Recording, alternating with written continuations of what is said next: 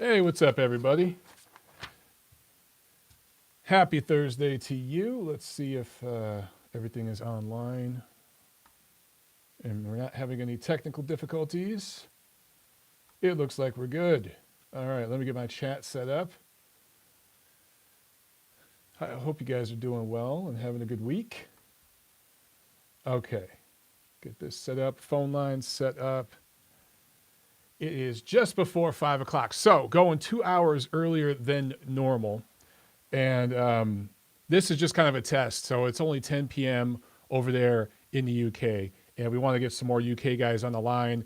Starting next Monday, we're going to go even earlier in the evening. Well, it'll be evening for you guys over there in the UK. And so we're kind of like meeting in the middle with this episode, all right? So while you're at it, make sure you go ahead and hit the thumbs up button. And I see a few of you guys on the chat already. Let's go ahead and get things started, man. I'm going to get everything fired up on my end, and we'll get the show going. By the way, new phone number back there. We have a London phone number. I think I have the format right, and I'll talk more about that in just a second. Let me get everything set up on my end. Okay, let's see. Let's go live. We're going to go live on Spreaker as well as YouTube. So this should be good. So we're live on 2 different platforms right now. Let's get it started.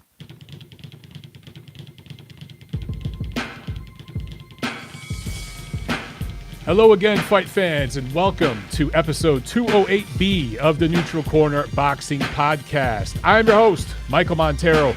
Tonight, we're going to preview Ryan Garcia getting back in the ring with Jorge Linares. Possibly later this year, they fight on the same card from Anaheim, from the Honda Center Friday. And then PBC on Fox from Nashville, Caleb Plant defends his super middleweight title. And then we got some interesting news to talk about. So phone lines are open. And I want to let you guys know, of course, we have our local number here in the US of A. That's 213-267-7787. And a new UK number. We got a London phone number for you guys over there in the UK, 02081 036051. So those of you over in the UK going a little earlier tonight. So hopefully some of you guys can call in. Starting next Monday, we're going to go even earlier. So you guys in the UK can jump on. And then for you guys here in the USA, you'll probably be at work and you can listen at work. Just shut the door to your office so your boss can't see you and listen in at work.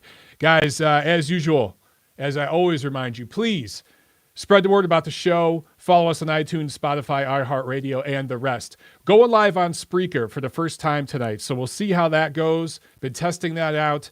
We'll see how that goes on Spreaker. Those of you who listen, and guys, I run the analytics reports, okay? We are getting tens of thousands of downloads so far for TNC on Spreaker. We've had tens of thousands of downloads of the show. We only have a few dozen followers on Spreaker. That is not satisfactory. If you're downloading the show on Spreaker, take the extra 3 seconds and follow us on Spreaker, okay? We need more followers. I got a bunch of followers, thousands of followers on so many other platforms, and for whatever reason, Spreaker just has not caught on. So I think if I start going live on Spreaker, that might help. But I need you guys to make sure you go over there and follow us, all right? Let's jump right into this news and notes, man. Manny Pacquiao signing a deal with Paradigm Sports Management. And Pacquiao, he always makes these crazy business deals, right? I think he's got like 3 or 4 managers and advisors right now. He's just got people all around him. Well, he just signed this deal as well. So the thing about this, Paradigm Sports Management also reps Conor McGregor. So as I've told you guys for a few weeks, maybe a few months by now, they are really, really pursuing a fight between Manny Pacquiao and Conor McGregor. This would be a boxing match. I have no idea what weight it would be at, but Conor McGregor is definitely a bigger, stronger guy than Manny, but him and Conor McGregor, interesting. I don't know, but it's looking very possible something like that could happen at some point this year. We shall see. The plot thickens with Mr. Pacquiao. And also the other news, big news of this week, Josh Warrington signs with Matchroom. I see a couple of you guys have called into the show I know when you call into the show, you should be able to hear me. You should be able to hear the show through your phone line. So if it takes me a minute or two to get to you, just sit tight. I'll get there. I'll get to you. Okay. Just let me finish up my point and then I'll jump over to you. So if you call in and you hear me rambling, don't worry. I see you there in the queue and I will get to your call.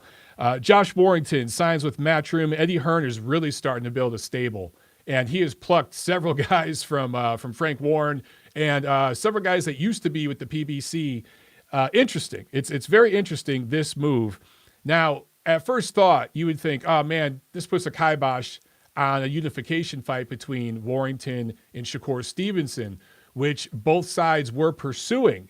However, Bob Arum and everyone at Top Rank, Carl Moretti and all those guys say that this will not be a hurdle. They will still do a unification fight between the two of them this year and probably this summer. So for Matchroom, I mean, they're making moves, man. This is a big move for them.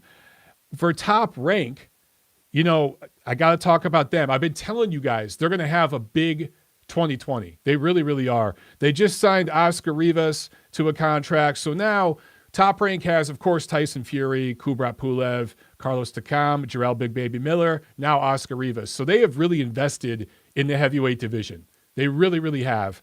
Also, Naoya Inoue and John Rael Casimero. That is official. April 25th, Las Vegas. This will unify 3 of the 4 bantamweight titles, WBA, IBF, WBO. That is a good freaking fight.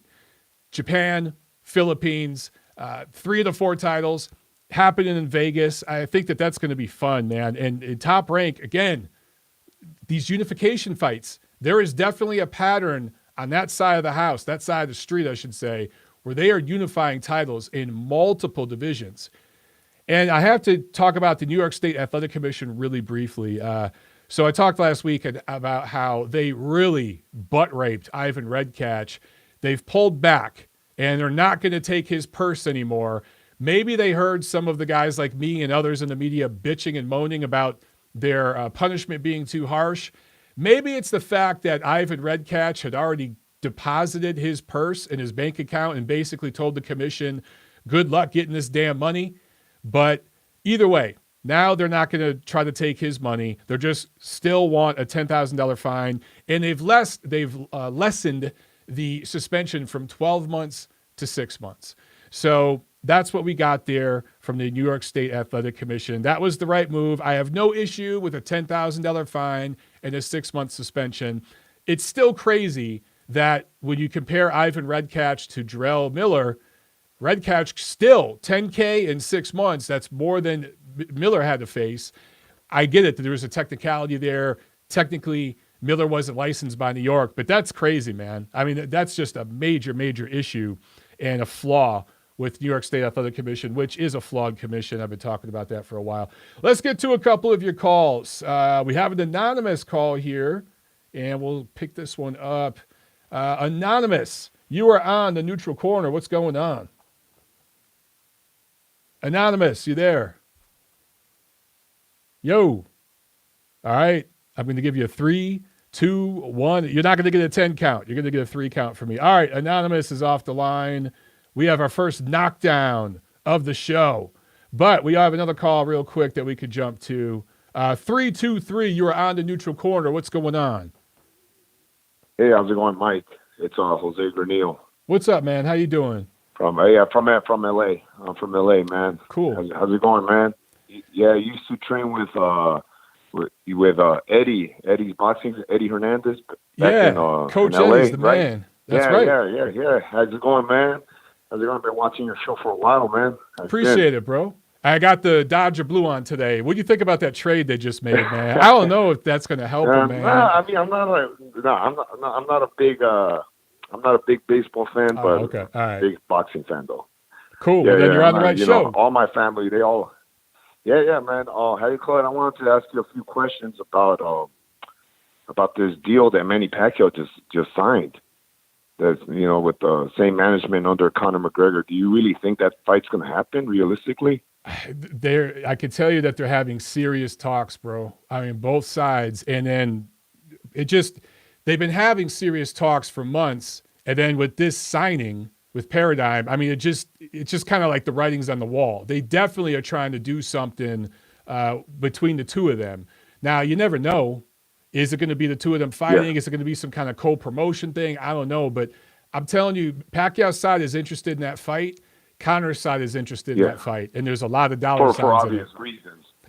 For obvious reasons, But as boxing fans, and you know me, like I follow MMA and all that stuff. That's what I competed in and everything. Right. But I mean, I know what this is, and everybody should know, even though like there's a lot of people, and I hear you all the time. It's like how ridiculous people sound all the times, and they're always saying like, oh well, maybe Conor has a chance, has a possible chance of beating Manny Pacquiao.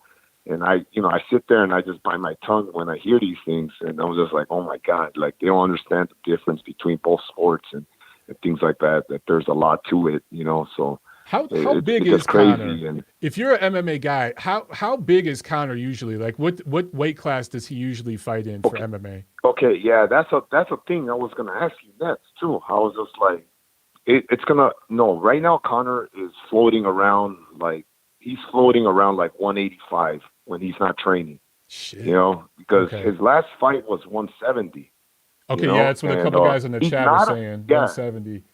Yeah, and so like Mike, this is like really weird. I think Manny Pacquiao, even though he's the A side, he would probably be the A side in this fight, probably, just because Conor is such a big superstar in combat sports.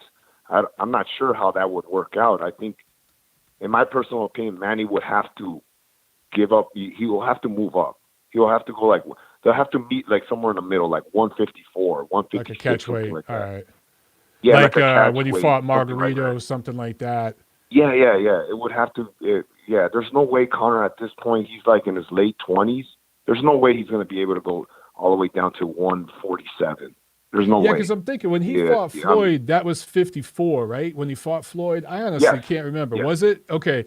Yeah, man, there's no way he's going under 154. Yeah, exactly. And the last time he was around that 147, he was fighting at featherweight in the UFC. And that was a long time ago. This is when he was barely starting in the UFC, and they were barely hyping him up. Okay. And he was like in his early 20s. And like, there's no way he's going to be able to go all the way down to 147. To fight Manny Pacquiao. Honestly, what this reminds me of, man, is like, so everything that you're saying is what adds kind of the intrigue to the fight, because now the way they're going to market this to the MMA fans and to the casual sports fans is, Conor lost to Floyd, but Manny's smaller. Yeah. You know what I'm saying? And Manny's older. So, now there's this size difference. I can already see it happening, Mike. That's how they're going to promote it, dude. I'm telling you right now, that's how they're going to promote this fight. Yeah, no. Yeah, brother, you don't have to tell me. I already see it, man. The casual fans, like man, we should be working for these companies, bro, because we already know how they're going to promote the fight. Yeah, it's going to be ridiculous. Yeah, but it's it's genius marketing. Yeah. And then like I'm not saying there's a good portion of the MMA fans they know this. They know what this is. Most fight fans know what this is. Right. Like most fight, whether you follow MMA or boxing, they know what this is. But then there's still that little group of casual fans, whether in MMA, that would still buy into it, and they'll be like, "Oh no, he might have a chance here. He might do this because and they are going to be happy to spend their money. Like I've talked to several of these guys about situations like this, and they're like, "Dude, take my money." And even with boxing fans, I know hardcore boxing fans with that Conor and Floyd fight that were like, dude, I know what the hell this shit is. I know it's basically choreographed and there's a script, but I want to watch the freak show. I want to watch the circus. So people are going to drop their money, man. That's how it works. Yeah, and then I remember that one video when you were talking about Cerrone and Conor. Yeah. And like I pissed off a few of my friends because they're Conor fans. And I told them, I was like, listen, man, like in boxing standards, this wasn't a good fight. Like there's nothing. He was coming off a first round knockout loss. I mean, that's never happened in boxing. And it's not. It was a pay-per-view, And I'm not hating on it because again, I talk to friends that love MMA and they're like, dude, I don't give a shit. Cerrone, I love Cerrone and he has all these records and he's fought for so long. He's a fan favorite. Exactly. I would compare him. Yeah, he's a fan favorite fighter. So I can see why people were so intrigued about that, but still, like, basically, this was all tailor made for Conor. You know, that fight would be like if Errol Spence fought Robert Guerrero right now on pay-per-view. That's kind of the boxing equivalent. Like and not even. But like it's kind of. And like I've tried to explain that to people, they don't care. And that's the whole point. UFC has done such a good job of marketing their product that the casual fan doesn't give a shit. They just don't. So, boxing can learn a little bit from them. Remember when I told you in the comment? In the comment, it was just the standards because there's less politics in the UFC because it's run. You know, the UFC is basically controls their fighters. It's through a ranking system, and like their champions are expected to defend their belts against the next top contender. But like now you have, it's starting to change, starting to shift, Mike. That now you have fighters like Conor, for example, that are able to pull strings, are able to move around and avoid certain competition and things. Like I tell you, this guy is so hyped up, and he's never defended his belts, not even once. He's always been a titleist. Remember what I told you in a comment? He's a titleist, and that's what I told my friends. I was like this guy, he shouldn't be a Hall of Famer. He will never be a Hall of Famer if he retires right now. He shouldn't be in the Hall of Fame at all. You can't compare this guy to like John Jones, to Anderson Silva, to George St. Pierre. No, because those guys actually defended their belts. They cleaned out their divisions. Those guys. But I'm not a big MMA guy, but I liked watching Anderson Silva and I liked watching St. Pierre. Like those were two guys that I don't know a whole lot about wrestling and shit, but when I saw those two and their technique, I'm like, these dudes are fucking scientists. Like I actually appreciated what they did. With Conor, I kind of see him being, I don't want to say a hype job. That's not the right word. And I don't want to say he's Ronda Rousey 2.0. He's not that. He's more legit than she was. But there is a little bit of marketing magic going into this thing, right? And the thing is, I'm glad you brought this up. This is a good call, dude, because I think Conor is going to be the start of a new thing with MMA where as it builds and as there's more of a history, guys like him are going to have more and more power to be able to do their own thing, which has never existed in UFC. That's never existed, right? Yeah.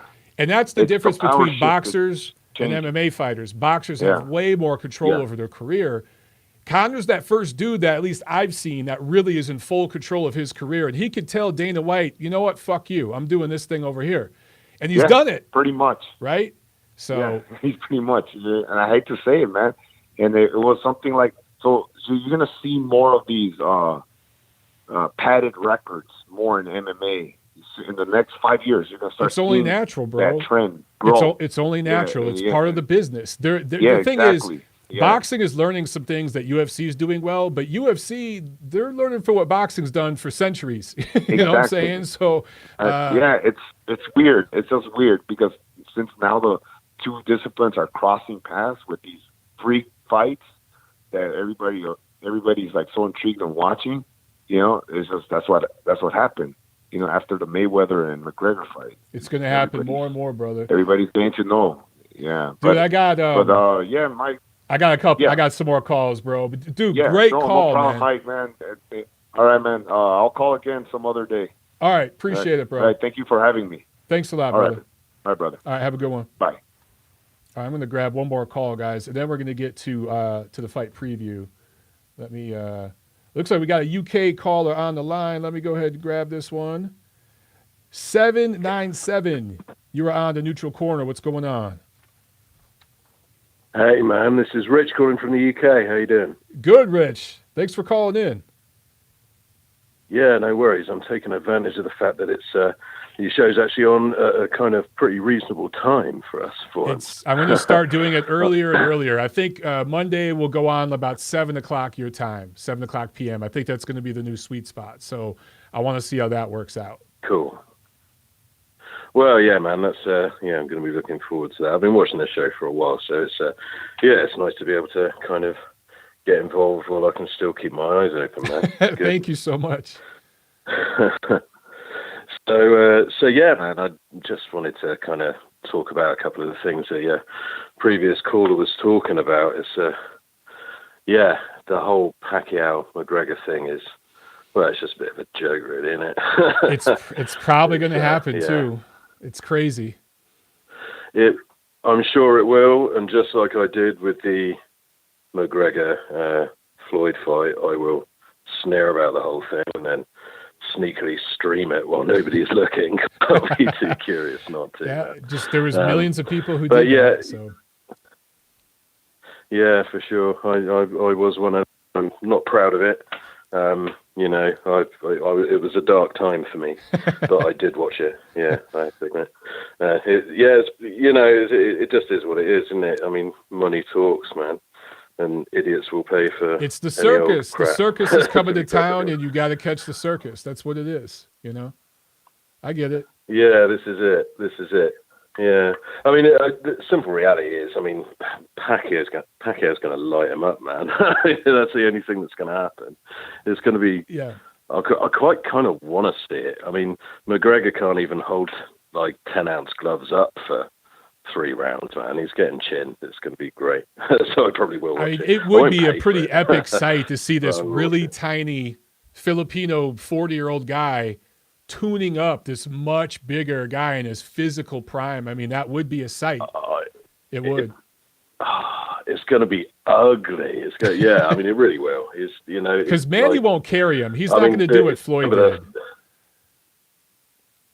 Nah, I reckon Manny will do him inside 3. Well, maybe not inside 3 because he's quite big. Inside 5, I think. I mean, he's just not going to be able to live with him. It's going to be brilliant. I'm going to watch it. I'm going to laugh. I'm going to drink a couple of beers. It'll be great. But it's kind of it's sort of an extension of everything that's happening. I mean, it's kind of sad in a way. It's easy to take the piss out of this whole thing, but a lot of the sort of bigger, more prime time events in boxing are very much like this as well, to be perfectly honest. Of course. I mean, you've got some of the best fights in the world happening, like Inoue Donaire happening on a Thursday night in Japan. Yeah. And it's one of the greatest fucking fights I've seen in years. That was a great fight. Absolutely brilliant fight. But, all the casual fans paying God knows how much money to see what? I mean, I don't know. To see, Canelo beating up nobodies, and, picking the weakest champions in divisions or not even champions in the case of, super middleweight. Oh, yeah. We just try to forget about that. Yeah, yeah, for sure. The mighty Rocky Fielding, what a piece of matchmaking that was. Yeah. So, yeah, man. Anyway, I'm not going to stay on the line for ages because there's we got a bunch of callers. We got a bunch of UK guys on. So, yeah. Well, let's share the love, man. Well, thanks for thinking of us, and I'll listen to the rest of the show. Great. In rapt fascination. It's going to be great. All right, man. Have a good night, brother. You too, Chizzy. Bye. Bye. All right, let's grab a couple more calls, guys. The UK contingent is representing tonight. Let's see, 741. You were on the neutral corner. Go ahead. Hi, Mike. How you doing? Good. How are you? Yeah, very good. It's Lawrence calling from the UK, of course. Thanks very much for accommodating us. Thanks very much for having the UK number up and moving the time a bit earlier. I'm missing Love Island for this, so well worth it. The sacrifice. So I had a conversation with my boxing crew. We've got a group chat. We always talk boxing. Obviously, the heavyweight division is alive and kicking. Mm-hmm. Someone said they thought Wilder would be the one out of the 3 main guys that ends up on top, all things being said, when the chips fall. I completely disagree. I reckon it's more likely to be Fury. and maybe AJ if Fury doesn't get back to his old form. But Wilder seems like the most vulnerable to me of all of them, given his struggles with lesser opposition, Gerald Washington, etc., etc. Obviously, he gets the job done with the power, but I think even in the first Fury fight, he showed how limited he was. So I just wanted to know what your thoughts was if you had to predict 2022, who's the man? 2022. Hey, it could be Daniel Dubois. Who knows? But if you had to pick between the big three, here's the thing, man. You could honestly make a legitimate, logical case for any one of those three, and that's what's so fucking intriguing about it, right? So with Wilder, it's heavily flawed, but he's got that eraser of the three, really, of anyone in division. He's got the best power, but it really is just the one hand. I don't recall him knocking anyone out with a left hook or an uppercut. It's straight right hand down the pipe. So if you can avoid that right hand, at some point, it's going to cost him. At some point, there's going to be a guy in there he can't clip, and he's either going to get outboxed or get caught and get knocked out himself. Can Anthony Joshua be the guy to do that? Can it be Fury? We'll find out in a week. But if, man, you put a gun to my head, I'm gonna surprise you. I'm going to go with Anthony Joshua of those three, and here's why I'm going to say that. I know a lot of people disagree with me, but the difference with AJ, he's been beat. He's had to come back from defeat. He's fought better opposition. If you just look at the guys he has fought as a pro, I'm talking guys like he's about to fight Pulev, but I think Joseph Parker's really underrated. Even guys like he fought Takam, he fought Dillian White once. That Dillian White victory is looking better and better as Dillian White has improved and proven himself. So I like that experience. Now, AJ has shown he can be hurt and everything else, but to me, experience always wins out. Always. Well, I shouldn't say always. Most of the time wins out. And who knows what we're going to see between Wilder and Fury. They might wear each other out because both of those sides, they want to do 3 fights. So who knows how that ends up. But that ends it this year. Yeah, maybe Fury will surprise us. Look, if Fury wins big next week, I'll be a Fury believer. Okay, I'm going to do a prediction video for Wilder Fury over the weekend. I'll post that on the channel. But I have certain opinions about how that rematch is going to go. If Fury surprises me and wins that fight big, I'll be a Fury believer from here on out. But right now, I just still have questions. So for me, it's difficult. I thought the first Wilder Fury fight was going to be a case where Wilder gets the better of him because Fury was still a bit fat. He hadn't been in a competitive fight for 3 years or whatever. And it was really surprising to me that Fury was able to win by most people's estimation. He did lose concentration. He did get caught, but ultimately he showed the levels between them two, even though he was probably about 10 pounds overweight and really not very sharp. So I've heard your sort of viewpoint that, you reckon he'll get caught at some point, but I think that's possibly less likely now. I don't know, trainers and stuff you've got to factor in, but less likely now than it was when they first fought, if anything. Yeah, see, that's the two sides, the two schools of thought on this fight. Was it that Fury wasn't completely, I don't want to say focused, but not completely sharp for that first fight? And now he's going to be razor sharp, and he's going to avoid that right hand, won't get dropped at all, will win 116, 112, something like that, 117, 111. That's very possible. It's also just as possible. You got to think, man, going into that first fight, Fury went 12 rounds with Vladimir Klitschko. That is just great experience that he brought in confidence. He also did it on the road. He did it in Germany. So he had went in someone's backyard before and won, right? So he brought that experience and confidence into that fight with Wilder. Wilder had fought nobody. Luis Ortiz doesn't count. He hadn't fought nobody that's on Fury's level. But now going into this rematch, he's had 12 rounds with Fury. So can Wilder learn from that, and can he be sharper in this rematch? That's what I'm intrigued about. That's what I want to see in this rematch. He's certainly learning on the job still. Yeah, exactly. Yeah, he's certainly learning on the job still. I'd hope that it was AJ that sort of, I'm an AJ fan, and I'd hope that he'd be the person to be at the top of the division at the end when the dust settles, because I like the way he's conducted his career. I like the quality of opposition that he's faced, the fact that he's gone to unify multiple times. Mm-hmm. So ideally it would be AJ, but stylistically, I just see Fury as a problem for anybody. Oh, he is. Can just, feint and jab and rack up points. And he just confuses people. Wilder does have that eraser, but I think Fury showed in the first fight that if you're disciplined enough, you don't necessarily have to get caught by it, because it was crude at times, the way he was. He looked like an amateur at times. He looked amateur. Fury made Wilder look amateurish at times. But hey, man, I got a couple more calls I got to get to. Yeah, sure. Thanks very much for having me on. Thank you so much for calling, brother. Have a good night, all right? Great. Nice one. You too. See ya. All right, guys, we're going to do a couple more calls here, then get to the preview. Just want to knock these calls out. 749, you are on the Neutral Corner. What's up? What's up, Mike? Yeah, it's Sully calling from Manchester. Manchester in the house. What's up? How you doing, man? Yeah, man. I'm good, man. How are you? Doing good. Good, man. Good calls tonight. Yeah, now UK's coming out today, proper.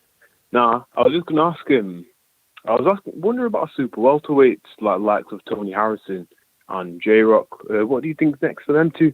And how do you think a matchup between Harrison and J-Rock would go? That would be a fantastic fight. And both of them are coming off a loss. I don't know if it could happen. J-Rock says he wants to use that rematch clause to try to right that wrong that he just had with that knockout loss in his hometown. So we'll see if that happens with Rosario. But a fight between them stylistically, I actually think J-Rock, I just favor him because I think he has more levels on the inside that Harrison doesn't have. Yeah. And I just don't think Harrison will be able to rough him up the way Rosario did. Yeah. Yeah, Tony, because in the Jamal Charlo, the second Charlo fight, Harrison was nice on the inside, but he kind of just plods in. With J-Rock, he gets angles on the inside. Harrison more just kind of plods in, but he's got fast hands and accurate punches, but he don't really move when he's on the inside. But J-Rock he kind of gets angles on. Yeah, J-Rock will get his head on Tony's shoulder, move him where he wants him, get shots off, move again. And it'll just be repeat of that over and over. And I just don't think Harrison will win some rounds, especially early on. But once J-Rock finds his rhythm, I actually like him pretty decisively in that fight now that I think about it. I'm not sure, because I wouldn't say they have suspect chins. I won't class J-Rock as having a suspect chin. Well, but look at the two guys. Look at the two guys that knocked him out, though, dude. Charlo can punch like a mule at 54. He's explosive. Charlo's probably the hardest hitter in the division. And Rosario's huge. He's a huge kid that throws tons of punches. So I don't know. I mean, J-Rock, if you go back and look at that fight with Rosario, he took a lot of punches. He did. He got worn down. He looked like he gassed out almost like. Yeah. He gassed out in the third round. I think it's the cut as well. The cut got to him. I totally agree with you. I just, between you and me, and I guess everyone listening, the cut, I think something in that camp was different than other camps before. It's not that they took him lightly or whatever, but maybe they started too late with the weight cut. I don't know what it was. I feel like with J-Rock as well, I feel like he likes being the underdog. So maybe that might have got to him because he was like a pretty heavy favorite in that one. Yeah. I feel like he's the kind of guy who likes being the underdog. He does love being the underdog. The interactions I've had with him and his coach, they very much like being on that side, coming in and everyone's writing them off. That gives them a chip on their shoulder, and they come in just with guns loaded in a different way. But a fight, I like that matchup, though, man. The more I'm thinking about it, that's a good suggestion because both coming off a loss. I'm not sure what. Yeah, both quite vulnerable as well, relatively. Also, I'm not sure what's next for Harrison, though, because he's lost to Hearn and he's lost to I think a Hearn Harrison rematch should be quite a good fight to make right now. Because Hearn just coming off a win. The problem with Harrison, honestly, I don't know how dedicated Harrison is to. He loves boxing, obviously. But I've heard some things from some guys in Detroit. That's my hometown, and I talked to some friends up there in the gym scene up there. Yeah. And I just don't know how dedicated he is to proving his legacy. He likes fighting every now and then and making money, and he's cool with that. But I don't know if he really wants to get in there and fight all these killers again. Look, when he won that title against Charlo, he should have made demands for a hometown fight, I'm trying, what's the word? A voluntary defense. He didn't get one. He had to wait. He had an injury. He had to sit basically for a year before getting that rematch with Charlo. That whole thing just showed me right there. He's just a guy that's willing to kind of take orders and do what everyone says and punch in, punch out, and get his paycheck. That's just kind of how he looks at it.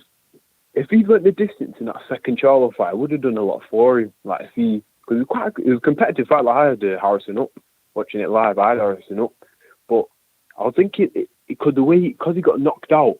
He got knocked out quite decisively. It's almost like, you know what I mean? If we went the distance and it was a close competitive fight, then he might have got more credit for it. But it's because of the fact he got knocked out, he's made it a bit more decisive. If you look at his career, and I've said this for a while, Harrison in amateur fights, 5-round fights, he's awesome, but he fades down the stretch. Yeah. He just slows down, which is what makes that first fight between him and Charlo so interesting, because he actually closed the show on that night. He's never been able to do that any other night of his career. Yeah, the first Charlo fight was quite a low-volume fight, though. I think that was why. The second, to be fair, in the second Charlo fight, he didn't look like he faded much, because I still had him winning going into him later on. Charlo was putting on him a bit more. I did too. Charlo pressed the issue, and he just fought better. Charlo fought better in the rematch, even though he was losing on my card. Yeah. No, to be fair, Charlo proved a lot to me in that fight. The way he put it on him at the end, because he was. I don't know if he knew he was losing the fight, because the judges had Charlo winning in that one. That's what he said. He knew he was losing. If you look at his body language and the way he fought at the end of that fight, he knew he was losing. Yeah. So it showed a lot to me that he got that at the end. But anyway, that's all I have to say, man. Thanks for the UK line as well, man. Thanks for calling in. Yeah, man, this is great. I love hearing from you guys. I know you've supported the show forever, so call in on another show, brother. Yeah, man. Well, man. Thank you very much, bro. Right. In a bit. Have a good day or good night. In a bit. You too. All right, guys. One more call we'll jump to real quick here. We got some great calls tonight, man. All right, man, I don't know what country. 3538. You're on the neutral corner. How's it going? I'm from Ireland, by the way. Ireland. My name's Mark. Awesome. What's up, man? How you doing? Yeah. I'm good. I'm looking forward to when Conor McGregor knocks out and retires Manny Pacquiao. Couldn't be any more excited. Oh, you heard it here first, folks. It's going to be the most beautiful sight in the history of boxing. Hey, I will say this. I will say this. McGregor is so much bigger, okay, and naturally stronger than Manny. Manny's aggressive. He could jump into a shot. You never know. I favor Manny Pacquiao to win big, but Manny could walk into a shot. He could get Marquez'd again. And I'm telling you right now, Twitter would explode if something like that happened. Twitter might shut down from the bandwidth if that happened. He could get Marquez if Conor knew how to actually follow through from his hip or from the back end of his foot. But that's not going to happen. Actually, I wanted to call in something a bit unrelated, but I can kind of draw relations. Earlier this week, I heard that Kazuto Ioka and Tanaka could possibly be fighting. And I know that could be a later topic. But it had me thinking about, in America specifically, I see a lot of American different outlets and stuff and different rating systems.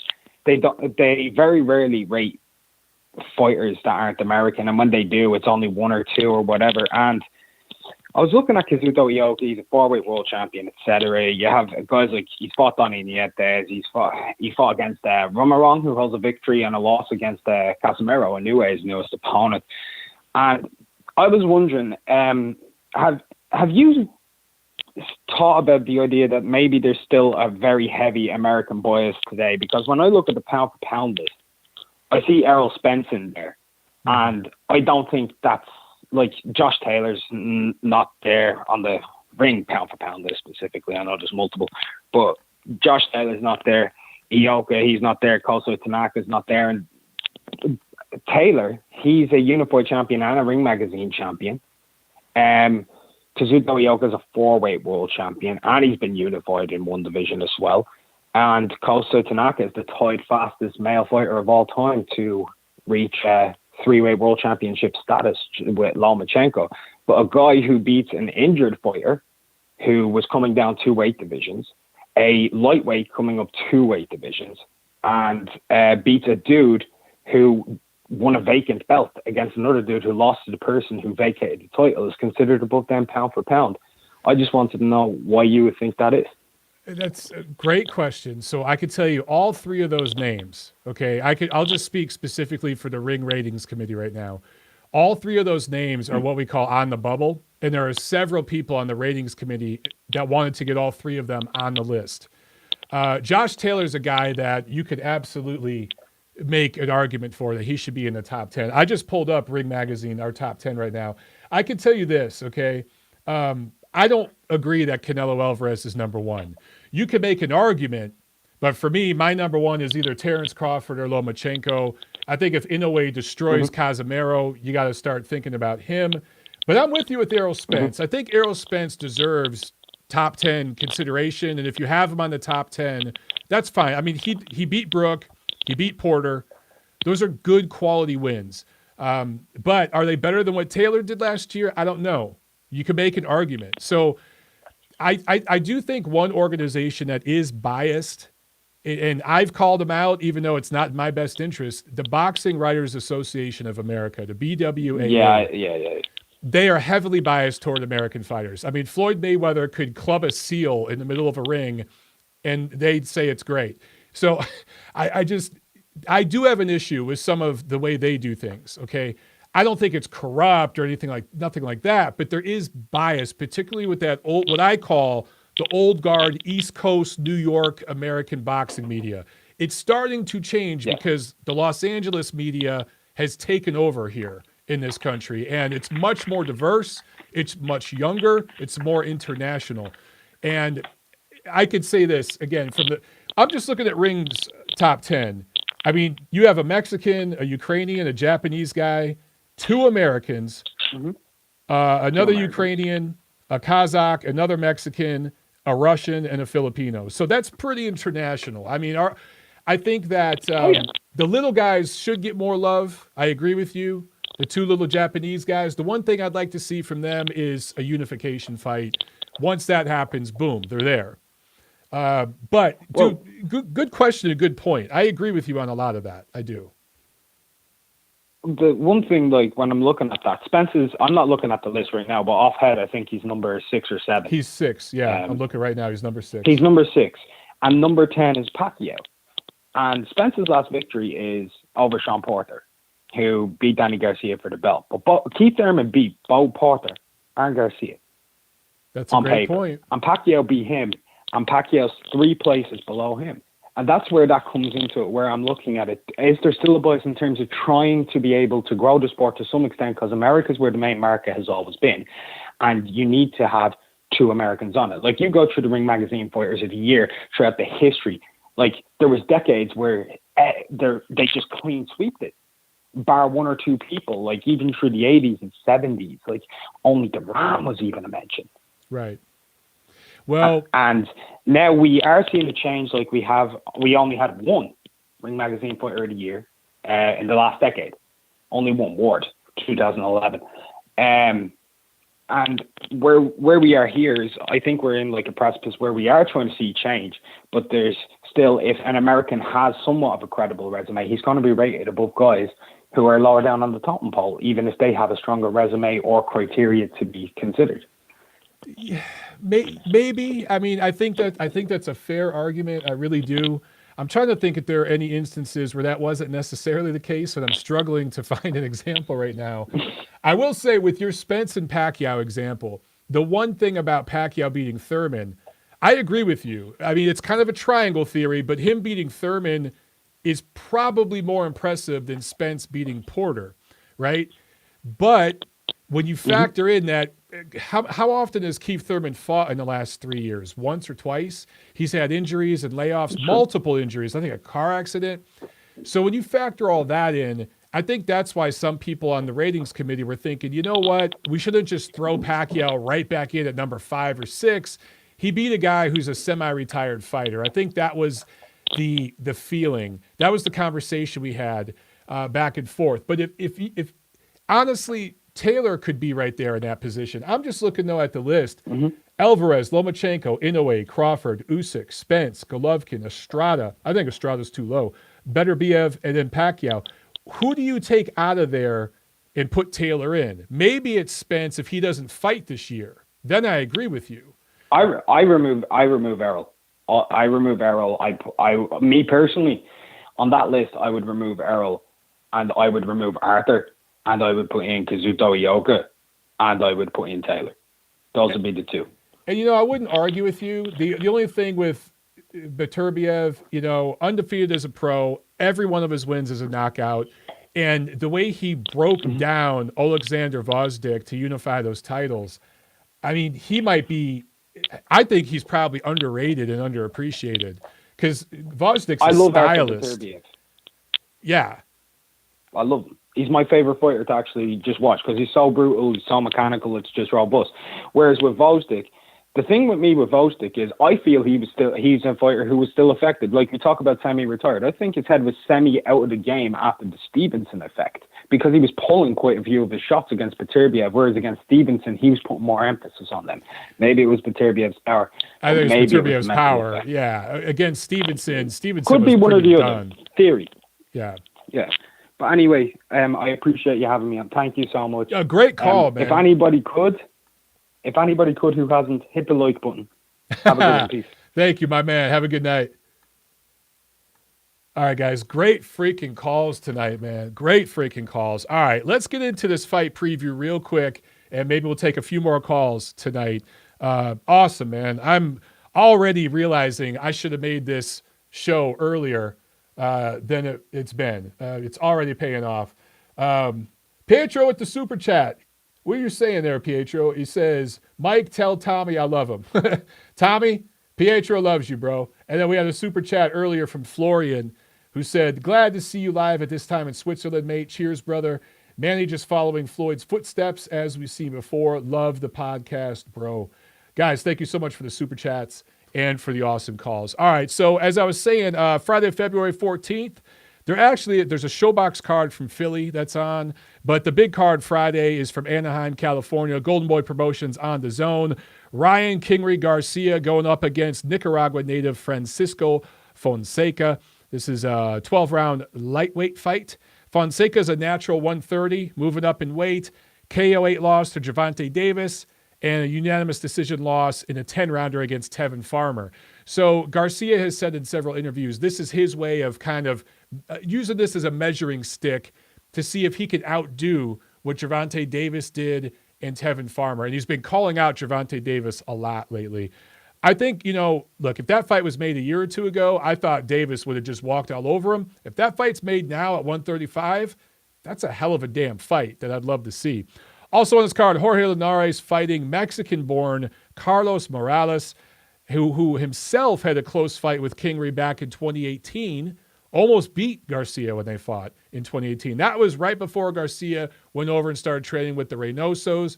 Golden Boy and Garcia's, to their credit, after that close fight with Carlos Morales, they said, look, we got to change something here. And they put him in camp with the Reynosos, and Garcia has looked better since. If Garcia and Linares win these fights, the two of them very possibly will fight on probably the co-main of Canelo's fight in May, which would be a good co-main. That'd be a really, really good co-feature to that. Whoever the hell Canelo finally fights, they need to make a freaking decision over there. Also, Blair the Flair Cobbs, 147-pound prospect, and fellow welterweight prospect Alexis Rocha on this card. And Saturday, February 15th, from the Bridgestone Arena in Nashville, PBC on Fox. This is from TGB Promotions. Caleb, there was going to be two Calebs on this card. Caleb Truax is off the show, though, because his opponent withdrew, so that's not happening. But Caleb Plant is still in the main event, going up against German Vincent Feigenbutz. Am I saying that right, guys? Any Germans on the line here? German words are fun to say, but I can't speak any German word calmly. It just feels like Every German word is Außenschlagen, Guggenschlagen, Volkswagen. It just feels such an aggressive language. Anyway, second defense of Plant's IBF super middleweight title. He is 19-0 with 11 knockouts. He should win this fight, and he should win it huge, right? This is going to be a big knockout win for him in front of his hometown crowd. Feigenbutz is from Germany. 0 amateur experience. 0 amateur fights. Went pro in 2011 at 16 years old. Has done his learning on the job as a pro. Should Plant win this fight, and he should win it big. It is time for him to step up. He fought Jose Uzcategui to win the title last year. Cool. First defense was against Mike Lee. Okay. That's a brand building thing, I guess. Whatever. You beat the guy in all the Subway ads. Cool. Now this fight against Feigenbutz in Nashville. Homecoming fight. Cool. Bro, you've had your homecoming. You've had your voluntary defense. Now it's time to step it up in unified titles. David Benavidez has one of those other titles there at super middleweight, and he is also at PBC. We need a Caleb Plant, David Benavidez fight by the end of this year. If Caleb Plant does not call out by name David Benavidez or one of the other top super middleweights in the world after blowing out Feigenbutz Saturday night, shame on him. All right. Also on this card, Ruche Warren, former bantamweight titleist, going up against Mexican native Gilberto Mendoza, who has an extremely weak resume. Warren can't punch through a wet paper bag. Honestly, Tiffany, my fiance, punches harder. I'm not saying this to be disrespectful. It's just the truth. I've taught her how to, punch through a target. She punches harder than Ruche Warren. Warren is a fantastic fighter out of Ohio. Was on, I think, 3 Olympic teams. Hundreds of amateur fights, several seasons with the World Series of Boxing, but just has absolutely zero power. He makes Paulie Malignaggi look like George Foreman, and that has cost him. However, with his boxing skills, he is going to absolutely dance around Mendoza and win this fight. Bryant Porrella out of Florida going up against Arizona native Abel Ramos in a crossroads welterweight fight. Porrella fought 1 top welterweight, and it was Yordenis Ugas. He was stopped in 4 rounds back in 2016. Ramos fought 2 top super lightweights. He's really a 140 who's moved up to 147. He was stopped by Regis Prograde 8, and he lost a unanimous decision to Ivan Baranchek back in 2017. So the loser of this fight probably going to fade out and become that journeyman level guy. The winner of this fight may work themselves into some sort of mandatory situation down the road. Good crossroads fight. Just because of where these guys are at in their career, just in terms of matchmaking, this fight probably going to steal the show. I'm telling you right now, has a chance to steal the show. Austin Dulé, southpaw prospect out of Nashville, going up against Diego Magdaleno, southpaw out of Vegas, who has fought for, I think, 2 world titles and come up just a little short. Dulé's only loss was to fellow prospect Chris Colbert, blue chip prospect Chris Colbert back in 2018. Colbert stopped him a couple years back. So for Dulé, he is a Nashville native going up against his most experienced opponent. Let's see what he could do. Magdaleno coming off a KO7 loss to Teofimo Lopez last February. So yeah, he challenged for world titles at 130 and 135. I believe this will be a 135 fight. So has Dulé learned anything from that loss to Chris Colbert? We shall see. All right, we got another call here on the line. That is it for the preview, guys. Let's jump over to this call. 512, you are on the neutral corner. Go. 512. Hello? Yes. Hello? Hello. Oh, sorry, I was trying to watch a show while looking at my laptop in my car. I just got out of the gym, and my hotspot isn't really working that well. What's up, Mike? What's up, man? Having a good show, man. Lots of good calls tonight. What'd you work out tonight? I just did some upper body work. That's cool. I did my road work earlier, and now after the show tonight, after dinner, I'm going to go get my back and buys in. Tomorrow's my second leg day of the week, so that's going to fucking suck. What you got for the show, man? I just got some few questions, but what I'm most excited about is the end of this month. I'm planning on going to the Mikey Garcia, Jesse Vargas card live. I'm real excited for it. It's my first boxing show that I'm going to go to in person. So can't wait. Dude, that's going to be a good show. That's a stacked card. And there's a real growing boxing community in Texas. That's going to be the next hotbed. And I wouldn't be surprised if Texas overtakes New York as far as boxing markets in the next 20 years. It's going to be LA number one, LA and Vegas, and then Texas is going to be number two, and New York's going to be number three. I'm telling you, there's more and more fighters coming out of that area. And with the Mexican-American fans there and everything, I just think Texas is great, man. I always have fun when I go down there. You're going to have a blast at that fight. Oh, yeah, for sure. I mean, Errol Spence is there, the Charlo brothers. I mean, there's a lot of – you can't also forget Alberto Ortiz, too. Hell yeah. He's going to be a huge star in these next few years. Yeah, he's going to – at some point, he's going to have a huge fight there in Dallas at Cowboys Stadium. What is it? AT&T Stadium. And it just – if they get it right, if Golden Boy gets it right and he ends up fighting – either Cinco de Mayo or Mexican Independence Day at AT&T Stadium, that's going to be a huge event. I really hope that Virgil Ortiz doesn't just, once he hits that certain level, doesn't just fight in Vegas and keeps coming back to Dallas, because that's such a growing market, man.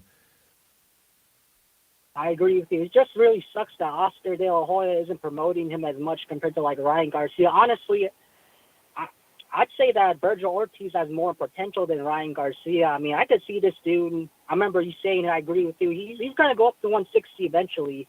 He's going to get too big for 147 and 154. I mean, he's pretty young.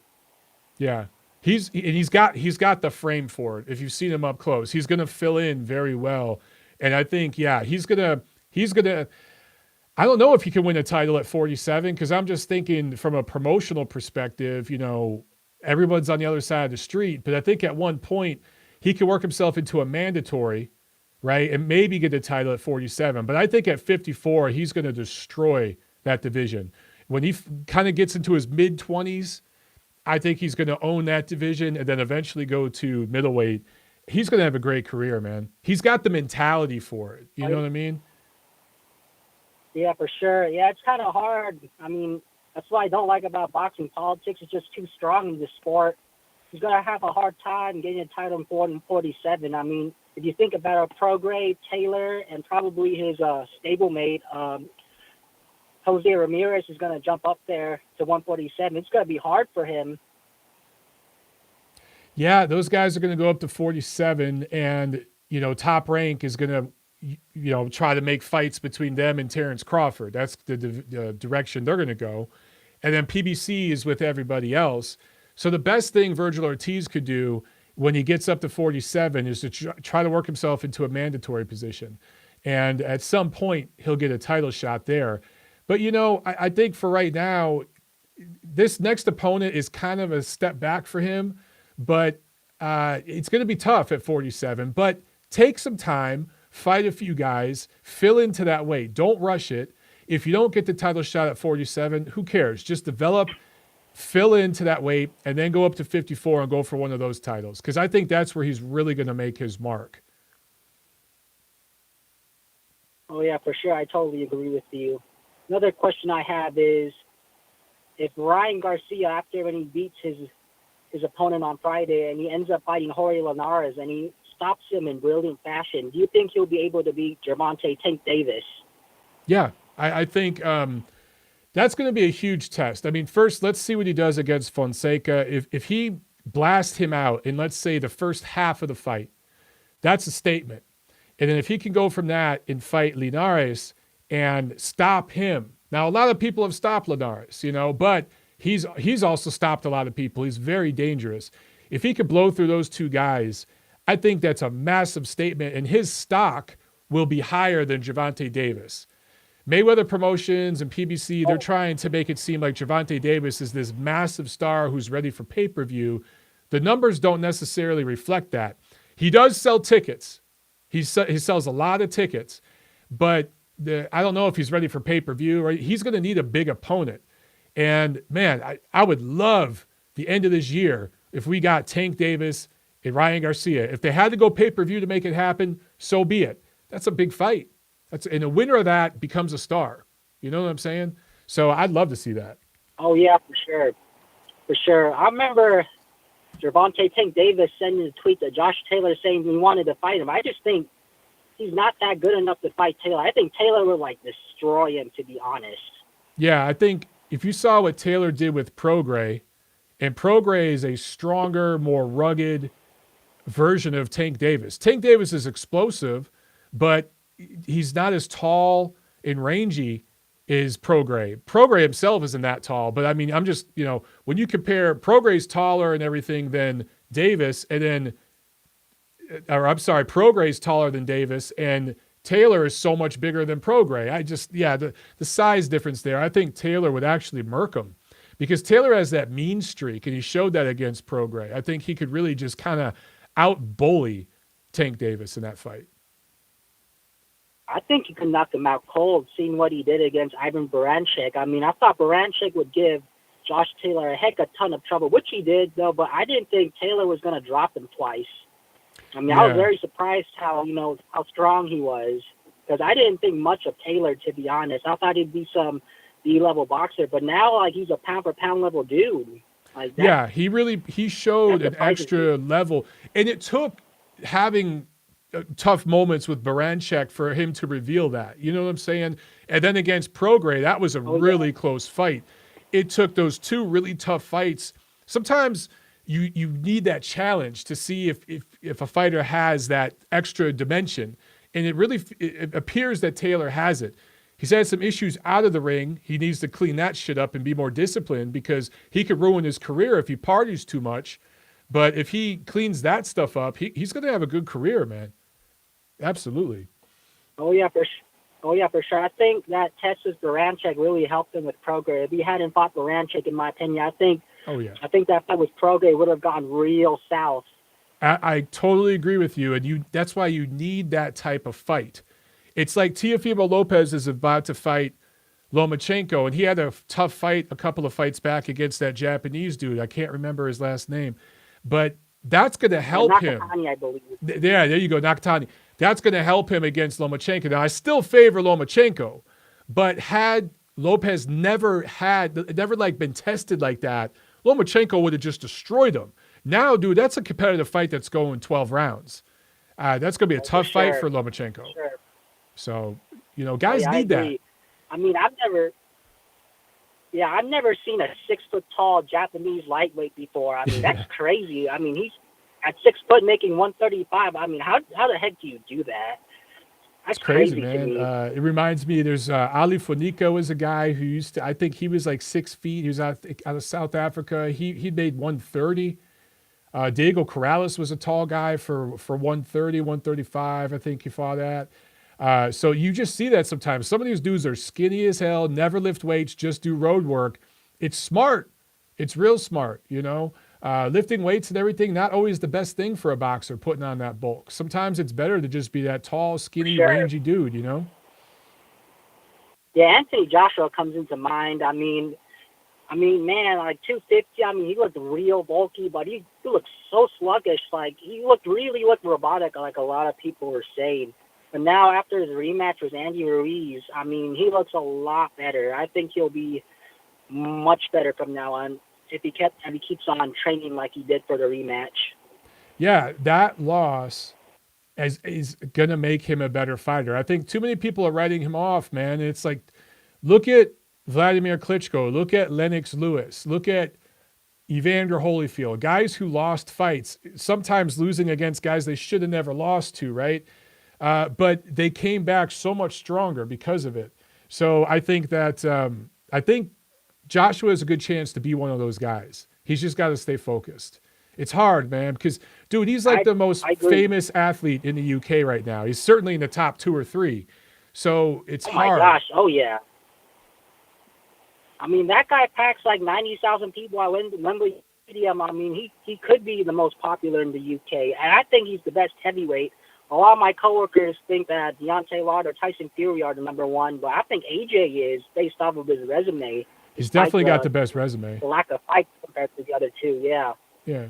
He fought Andy Ruiz twice, Vladimir Klitschko when he was 17-0. Joseph Parker, Alexander Povetkin.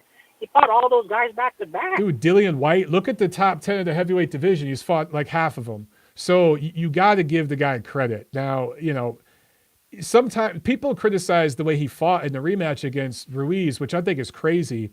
They make it seem like he fought like Guillermo Rigondeaux. He didn't do that. I thought he boxed really, really well. Oh, my gosh. And he showed another level that he could take with him in fights against Wilder, Fury, whoever it is. So, man, I got other calls I got to get to, bro. I appreciate you calling into the show. And thank you. do it again, man. It was a great call, dude. Oh, for sure. All right. Oh, by the way, good luck tonight, man. All right, brother. Thanks, man. All right. You have a good day. All right, you too. All right, let's see here. We're going to take, we're going to do one more call here, and then we're going to drop off, guys. We got, let's see, 585. You're on the neutral corner. Last caller of the night. What's going on? Hey, what's going on, Mike? How you doing, man? Thanks for having me call. I'm gonna make this real quick. I'm a big fan of yours, man. I just want to ask you, for this fight, Wilder and Fury, who can? Obviously, no one can afford a loss, but a loss won't hurt too much when you're fighting the best. But for a loss, if Wilder loses, does it hurt him more, or does it hurt Fury more? That's a great question, bro. I think it hurts Wilder more, and here's why I'll say it. Because American fans are obsessed with this O shit. Having the O, I think, is more of an American fan thing. Because over in the UK, we've seen fighters over there lose, and they still have huge fan bases. Like, I remember when Ricky Hatton lost to Floyd Mayweather, they were both undefeated, right? Dude, minutes after Ricky Hatton got knocked out, remember he got knocked, Floyd hit him with that beautiful check hook, and Hatton's head hit the ring post, fell down. Dude, minutes later, the British fans right there in Vegas were singing that There's Only One Ricky Hatton song. After the knockout, they were still partying. So I think if Fury lost, he could still, not that he's a huge star in the UK, but I just think the UK fans are more forgiving of a loss, it seems. For Deontay having that O, I think that's bigger for him. That's just the way I see it. Yeah, that's true. Because a lot of my coworkers, they're basically saying, "Oh, Wilder can't lose. Wilder can't lose." And I'm trying to explain to them, he can lose. I mean, if you fight the best, you continue to fight the best. Eventually, someone's gonna get you. Exactly. So I don't nothing wrong with Wilder losing. I just want to see Wilder improve. If he loses and he learns from the loss, like I feel AJ did, I don't think it hurts him. So that's exactly where I was going. That's such a smart thing to say, because that's exactly it. AJ got better from a loss. Wilder could too. Yeah, I'm a huge Wilder fan, but I'm not one of them guys that is not realistic or just Wilder. I thought Fury won the first fight. I had Fury winning the first fight, and this fight I think is 50-50 again, and I'm kind of leaning towards Fury, but I'm hoping Wilder wins it because I want to see Wilder and Joshua. But I just hope, at the end of the day, I hope it's a great fight, and thanks for taking my call, buddy. Thanks a lot, man. Appreciate it. Have a good night. Yeah, good call, man. Guys, awesome calls tonight, man. I think he brings up a great point, again, with the AJ thing. AJ losing to Andy Ruiz, he's still the most popular boxer, probably the most popular athlete in the UK. It didn't hurt his brand at all. In fact, there's probably a lot of fans out there that like him even more now, right? So it's not about necessarily how you lose, it's how you come back from it. And if, let's say, Wilder Fury, the rematch next week, and of course we'll talk about it next week on the show, but if Wilder loses a unanimous decision to Fury, and let's just speculate, okay? Let's say he makes a change in camp. He brings in another trainer or something like that and starts to really focus on different things and starts to focus more on boxing and balance and straighter punches, more fundamental boxing, angles, spacing, all the stuff that he fucks up a lot because he gets away with it because of his power. If he does that and then comes back in the rubber match in the third fight and wins it, I think it makes Wilder not only a better fighter, but probably it builds his brand more. So, and the same thing goes for Fury. If Fury loses this fight, I think the only way a loss could really change their brand is if there's a second round knockout. Like if Wilder just one hitter quitters Fury in the second round or something, or does him like he did Dominic Breazeale, that would be devastating for Fury's brand. That would be really bad. I don't see that happening. I think this fight's probably going to go the distance, but we'll talk more about that next week. Guys, awesome freaking show, man. Awesome show. Love the calls tonight. We're going to jump off here. Please remember to get over to Spreaker and make sure you follow us there. We're going to start going live on there as well as YouTube. So for those of you who can't watch on YouTube Live, you can listen on Spreaker Live now, okay?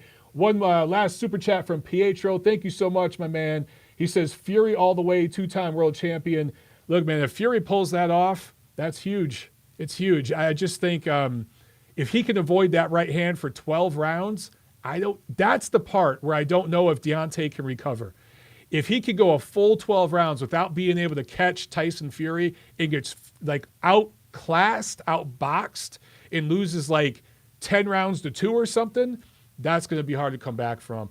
All right, guys, have a good weekend. Enjoy your Valentine's Day. Be safe, and we'll do it again Monday. And again, next week we will have the Fury Wilder 2 prediction video. All right, so yeah, we'll see you at the fights.